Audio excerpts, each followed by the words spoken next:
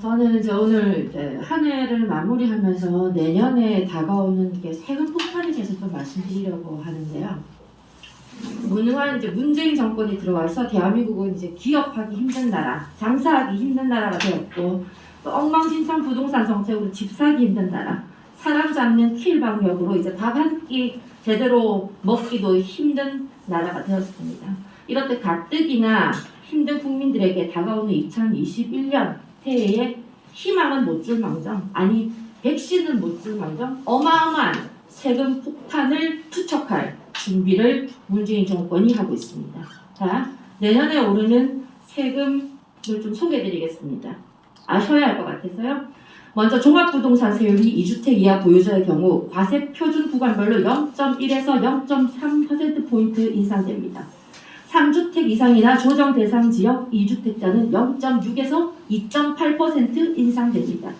기숙사 등을 제외한 법인 보유 주택에는 개인 최고 세율을 적용하게 되고 기본 공제액을 전면 폐지하게 됩니다. 공시지가가 10.4% 인상됩니다.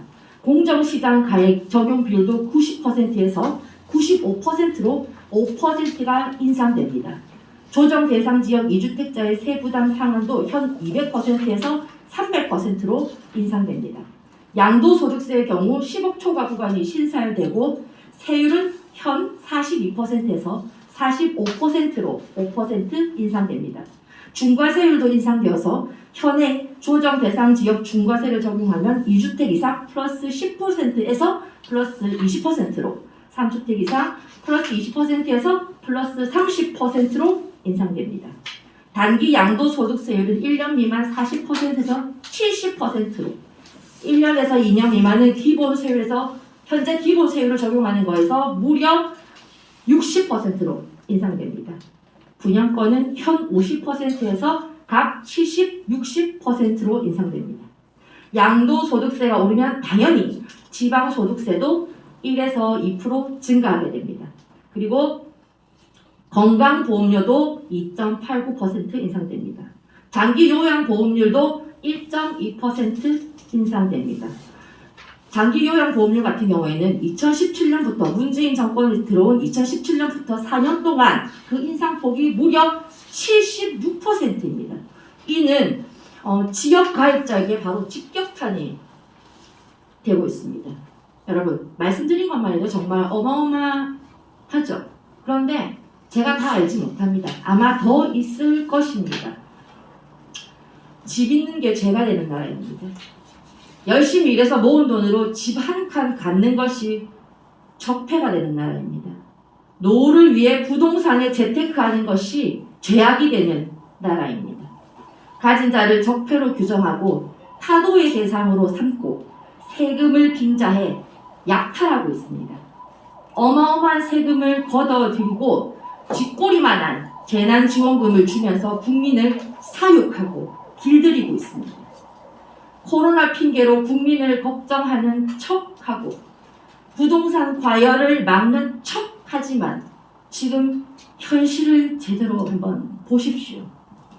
빵꾸가 나버린 국가 재정을 메우기 위해서 경제를 살리는 것이 아니라 우리의 주머니를 털고 있습니다. 앞에서는 재난지원금, 청년지원금 등 포퓰리즘으로 아마 혈세를 자기들 돈이냐 마구 쏟아내면서 뒤에서는 곱절로 국민들에게 삥을 뜯고 있습니다. 동네 양아치들이나 하는 짓을 국민들을 상대로 염치도 없이 양심도 없이 하고 있습니다. 양아치 일진은 바로 문재인 일당들이요. 양아치 이진은 일진에 굽신거리며 혈세로 만들어진 예사 땄다고 해벌레 좋아하는 어딘가 약간 모자란 일당들일 것입니다. 올해 처음으로 빚을 지게 된 사람의 60%가 30대 이하라고 합니다. 사회에 처음 발을 내딛는 그 순간부터 어깨에 부채를 안고 시작합니다. 그들에게 참으로 미안한, 청년들에게 참으로 미안한 말이지만 앞으로 지금보다 더 힘든 나날이 계속될 것입니다. 바로 문재인발 고난의 행군이 시작되었기 때문입니다. 사회주의 경제정책으로 기업과 소상공인을 죽이고 과도한 세금으로 중산층을 죽이고 규제밖에 없는 정책들은 자유민주주의를 죽였습니다. 그들 자식을 향한 이중잣대는 청년들의 꿈을 죽이고 그들의 잘못된 성의식은 여성들의 자존심을 죽였습니다. 그들의 끝없는 비리는 대한민국의 정의를 죽였고 불법 위헌, 조작, 기획, 탄핵은 대한민국의 법치를 죽였습니다. 이승만 대통령께서 세우시고 박정희 대통령께서 키우시고 박근혜 대통령께서 지키고자 하신 이 나라가 더 이상 이 양아치 집단들의 놀이터가 되지 않도록 새해에는 더 많은 국민들께서 우리 공화당과 함께 싸워주셔야 한다. 꼭 부탁 말씀 드리고 싶고요. 마지막으로 한 해가 다가갑니다. 제가 몇 분들께 덕담을 좀 드리고 싶어요. 임종석 씨, 제가 좀 덕담 드리고 싶은 게 최근에 대통령이 외롭지 않게 함께 하겠다고 하는데 새해에는 꼭 같이 깜빵 가시기 바랍니다.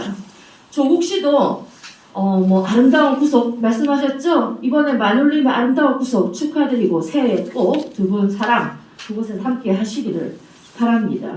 그리고 변창흠 씨 강남과자 S커피 얘기하시는데 강남과자 S커피는 고사하고 영치금 쇼핑을 하게 될 날이 멀지 않았다 말씀드리고요.